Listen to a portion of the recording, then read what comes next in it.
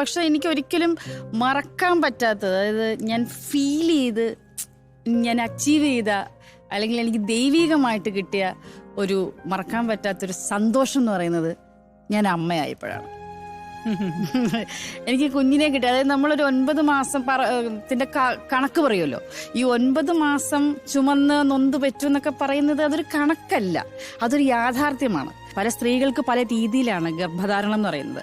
ചിലവർക്ക് ഛർദിലുണ്ടാകും, ചിലർക്കൊന്നും ഉണ്ടാവില്ല, ചിലർക്ക് എന്തും കഴിക്കാം. പക്ഷെ എനിക്കൊക്കെ ഈ ചില സോപ്പിന്റെ മണമൊക്കെ എനിക്ക് ഛർദിൽ വരുമായിരുന്നു. അരി വാർക്കുന്നതിന്റെ മണം എനിക്ക് ഛർദിൽ വരുമായിരുന്നു. പിന്നെ അത് കഴിയുമ്പോൾ ശ്വാസം മുട്ടൽ, വയറ് വന്നു കഴിയുമ്പോൾ ശ്വാസം മുട്ടൽ, പിന്നെ എപ്പോൾ വേണമെങ്കിലും സംഭവിക്കാന്ന് തോന്നുന്നത്. അത്ര കെയറിങ് ആണ്. പിന്നെ നൊന്ത് പ്രസവിക്കുക എന്ന് പറയുന്നത് അതൊരു വല്ലാത്ത ഫീൽ. അത് അനുഭവിച്ച് തന്നെ അറിയണം. നമ്മൾ ആ വേദന കൊണ്ട് നമ്മൾ അവസാനം കുഞ്ഞ് കയ്യിൽ വന്ന് കഴിയുമ്പോൾ ആ ഫീല് പറഞ്ഞറിയിക്കാൻ പറ്റില്ല. ബ്ലെസ്ഡ് ആണ്, ദൈവികമാണ്.